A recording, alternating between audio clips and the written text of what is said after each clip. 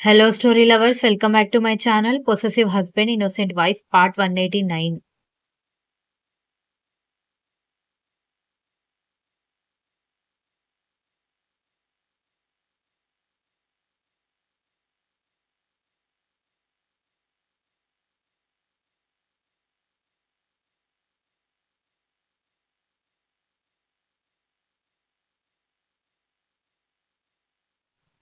ఆ తర్వాత మహాలక్ష్మి, భాస్కర్, దక్ష వాళ్ళ తమ్ముడు అక్కడి నుంచి ఇంటికి వెళ్ళిపోతే మిగిలిన వాళ్ళందరూ కర్ణ వాళ్ళ ఇంటికి వెళ్ళిపోయారు. ఇంటికొచ్చాక కూడా సౌమ్య డల్‌గానే ఉండి మధ్య మధ్యలో కళ్ళు తుడుచుకుంటూ ఉండడంతో, "సౌమ్య, నువ్విలా ఏడిస్తే నాకు గిల్టీగా ఉంటుంది" అని విశ్వ ఓదార్చే ప్రయత్నం చేశాడు.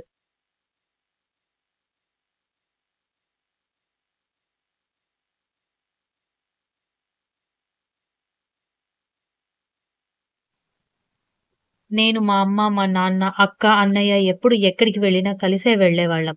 మొదటిసారి ఎవరూ లేకుండా నేను నీతో పాటు వస్తున్నాను అని చెప్పడంతో I can understand your feelings. కానీ పెళ్ళైన తర్వాత ఇవి తప్పదు కదా! మీ అక్క కూడా అలాగే వచ్చింది కదా! అని అడిగాడు విశ్వ. మా అక్క సంగతి వేరు. మా నాన్నగారు విశ్వనాథ్ మావయ్య గారి దగ్గర పని చేస్తారు కాబట్టి రోజూ నాన్నగారు అక్కకి కనిపిస్తూనే ఉంటారు. ప్రతి వారం మేమక్కడికి, అక్క వాళ్ళు మా దగ్గరికి వస్తూనే ఉంటారు కాబట్టి అక్కకి ఆ ఫీలింగ్ లేకపోవచ్చు. నా పరిస్థితి అలా కాదు కదా! అని అడిగింది.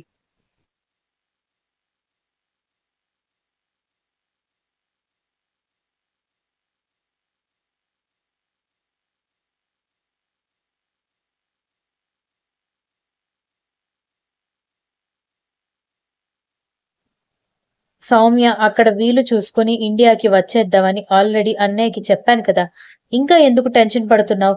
ఒక్క 2 మంత్స్ ఓపిక పట్టు అనగానే సౌమ్య విశ్వ వైపు చూసి, నేను మీతో ఒక మాట చెప్తాను. మీరేమీ అనుకోరు కదా! అని అంది. పర్వాలేదు సౌమ్య, చెప్పు. ఏంటి అని అడిగేసరికి మరేం లేదు. ఎలాగో మీరు బావగారికి మాట ఇచ్చారు కదా! అక్కడి నుంచి ఇక్కడికొచ్చి ఇక్కడే జాబ్ చేస్తానని. అలాంటప్పుడు అని సౌమ్య చెప్పడానికి ఆలోచిస్తూ ఉంటే, అలాంటప్పుడు నెక్స్ట్ కంప్లీట్ చెయ్యి అని అడిగాడు.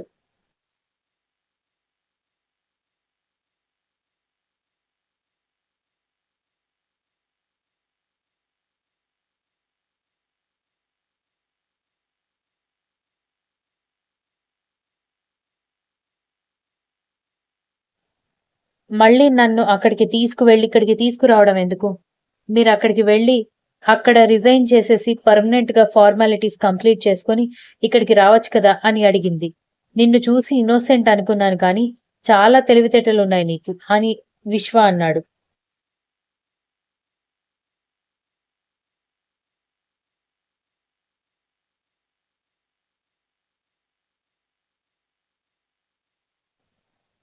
ఆమె మూతి ముడుచుకొని, నేను జోక్ చేయడం లేదు. సీరియస్‌గా చెప్తున్నాను. ఎలాగో ఇక్కడికి రావాలని ఫిక్స్ అయినప్పుడు ఇంక మళ్ళీ నన్నక్కడికి, ఇక్కడికి తిప్పడం ఎందుకు? నేనిక్కడే ఉంటాను. మీరు అత్తయ్య, మామయ్య వెళ్లి పర్మనెంట్‌గా ఫార్మాలిటీస్ అక్కడ చేయాల్సినవన్నీ పూర్తి చేసి రావచ్చు కదా! అని అడిగింది. కానీ నువ్వు నా వైఫ్. నువ్వు నాతో పాటే రావాలి కదా! అన్నాడు.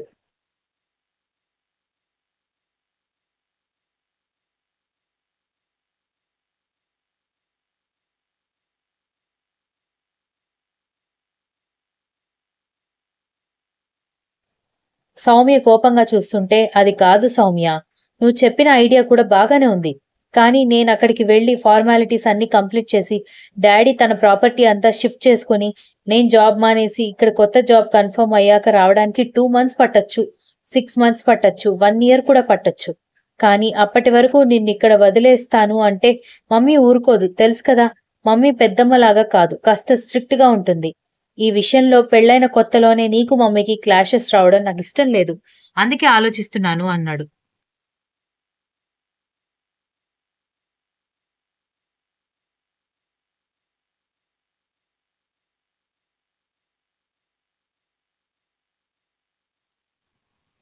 నేనిక్కడే ఉంటాను. మీరన్నీ పూర్తి చేసుకొని రండి అని నేను చెప్తే నిజంగానే అత్తయ్యకి నాకు మధ్య గొడవలొస్తాయి.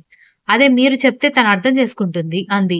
ఇదంతా నీ పెళ్ళామే నీకెక్కించిందా అని అడిగితే ఏం చెప్పమంటావు? అని అడిగేసరికి తనకేం సంబంధం లేదు.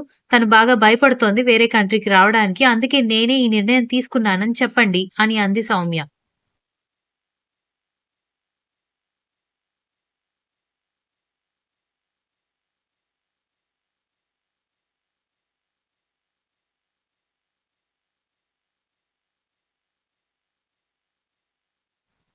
ఎంత కాదనుకున్నా కొత్త పెళ్ళాం.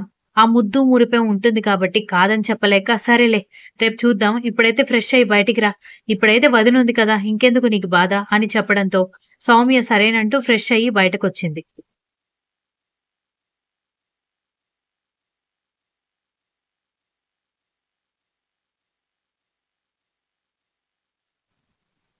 దక్ష పీక్కుపోయినట్టుగా ఉబ్బిపోయిన రెప్పలతో బిక్కుబిక్కుమంటూ సోఫాలో కూర్చుని మధ్య మధ్యలో కర్ణ, బామ్మగారు మాట్లాడిస్తూ ఉంటే చెప్పాలి కాబట్టి సమాధానం చెబుతున్నట్టుగా ఉన్న చెల్లెలి మొహం చూసి అందరికీ కూల్ డ్రింక్స్ తీసుకొచ్చిచ్చి "సౌమ్య నాతో రా" అంటూ వంటగదిలోకి తీసుకెళ్లి అక్కడ పనివాళ్లు మాత్రమే ఉండడంతో "ఏమైంది నీకు? మళ్ళీ ఏడ్చావా?" అని అడిగింది.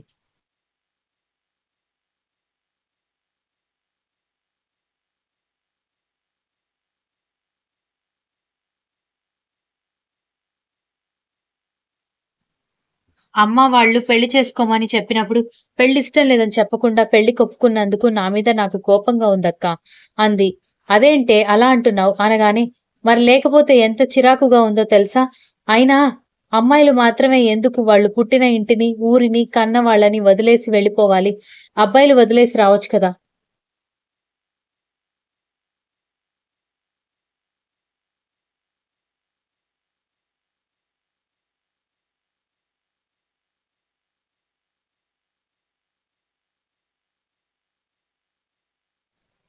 మనం ఎలాగో ఇండియాకి రావాలనుకుంటున్నాం. మీరు ఇండియాలోనే జాబ్‌లో జాయిన్ అవ్వాలి అనుకుంటున్నారు కదా! నేనిక్కడే ఉంటాను. మీరు వెళ్లి రండి అంటే, అమ్మ ఊరుకోదు, నాన్న ఊరుకోదని కథలు చెప్తున్నాడు అని అంది. ఆ మాటకి అక్కడున్న పనివాళ్ళు నవ్వుతూ ఉంటే దక్ష వాళ్ళని నవ్వొద్దని చెప్పి, కరెక్టే ఇదంతా మగ సమాజం పెట్టుకున్న రూల్స్.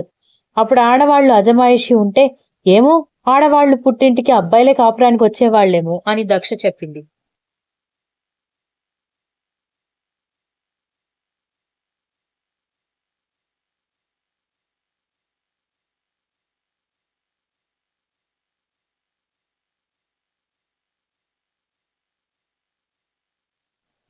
అలా ఉంటే ఎంత బాగుందో! నేనెంచక్కా అమ్మతో, నాన్నతో, అన్నయ్యతో ఉండేదాన్ని అనగానే అదెలా కుదురుతుంది? అన్నయ్యకి పెళ్ళైన తర్వాత వాళ్ళ అత్తగారింటికి వెళ్ళిపోయేవాడు కదా! అంది. పనివాళ్ళింకా గట్టిగా నవ్వడంతో సౌమ్య బిక్కమొహం వేయడంతో, అవును మీ ఇంటికి నీ భర్త కాపురానికొచ్చినప్పుడు, తన ఇంటికి తను కూడా కాపురానికి అన్నయ్యని తీసుకుని వెళ్తుంది కదా! వచ్చే వదిన అని అంది దక్ష.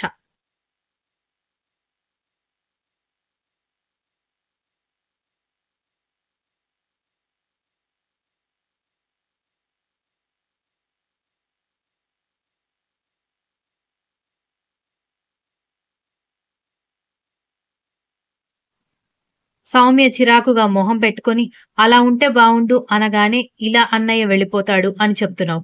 పోనీ అన్నయ్య ఇక్కడే ఉంటాడనుకుంటే మనం వెళ్ళిపోవాల్సొస్తుంది. నాకసలు ఏమీ అర్థం కావడం లేదని" చిరాకుగా చెప్పింది. "చూడు ఈ టైంలో ఈ పరిస్థితిలో నీ మనసెలా ఆలోచిస్తుందో నాకు తెలుసు. కానీ ఇప్పుడెంత బాధపడుతున్నావో కొన్నాళ్ళకి అంతా నార్మల్ అయిపోతుంది. ఇప్పుడు అమ్మ, పిన్ని వాళ్ళింటికి, అమ్మమ్మ వాళ్ళ ఇంటికి వెళ్ళిన వెంటనే మన మీద ఉన్న బెంగతో తిరిగొచ్చేసరికి వచ్చేస్తుంది గదా! తన దృష్టిలో తన వరకు మన ఇల్లే తన ఇల్లు. నువ్వు కూడా అలాగే ఫీలవుతావు.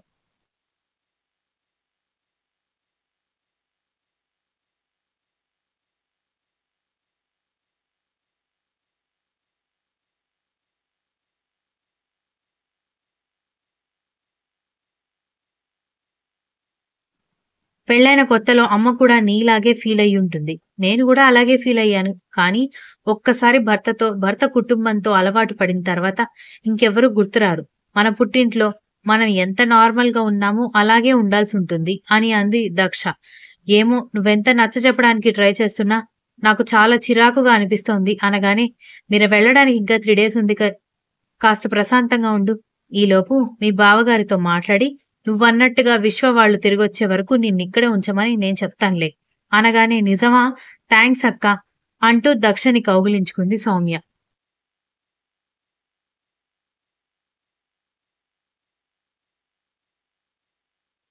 Continues. If you like the story, please like, share, comment and don't forget to subscribe.